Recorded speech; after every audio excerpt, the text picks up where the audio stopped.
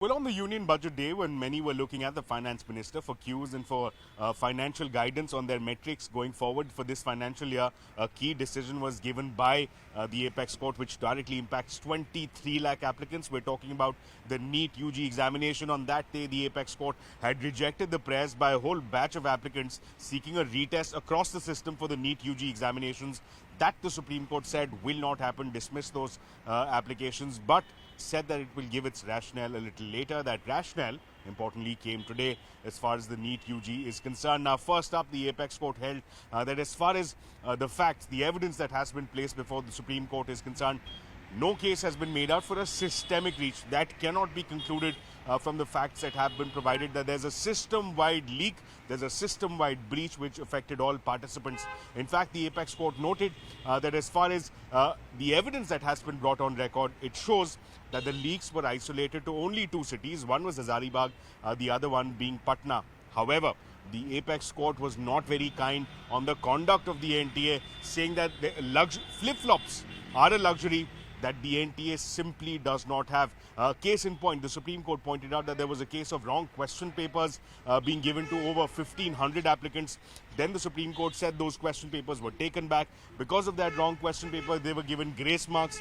Then a decision was taken to take back the grace marks. Then a decision was taken to allow for a retest. All these flip-flops, the Apex Court said, is simply not tenable in a case that decides the future of so many young applicants. And to that end, the Apex Court made a direct reference to the expert committee that has been constituted by the centre. Here, the Supreme Court has given very clear, pointed mandates that the expert committee will now have to look at. They will have to look at tightening of this entire administration and the entire process of this examination, that the way it needs to be conducted. Very specific pointers were also given that identification of students is something that needs to be considered. Tighter identification, tighter norms for identification of students coming in for the examinations, tighter norms for ensuring safe and secure publication and distribution of these question papers. Interestingly, the Apex Court also remarked that there were instances of these question papers being transported in e-rickshaws.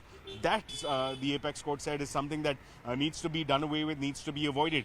Also saying that the NTA needs to engage with external stakeholders, external participants, overseas examination agencies to adopt the best practices, and importantly, has given a very clear direction to the expert committee to come back with the recommendations by September 30th.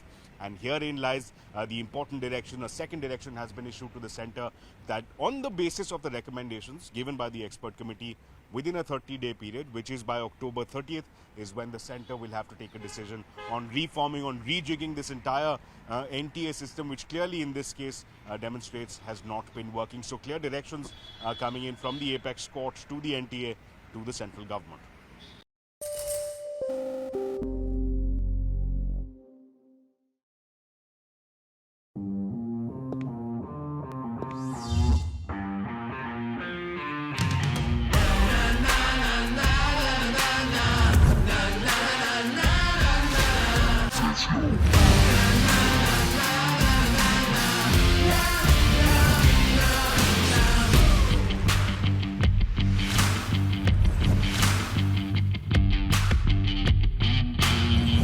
Make informed decisions with comprehensive analysis on the go.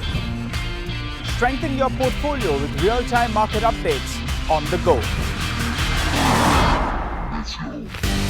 Create effective strategies with insightful expert opinions on the go.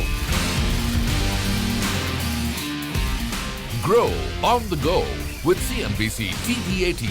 Now streaming live 24/7 on YouTube.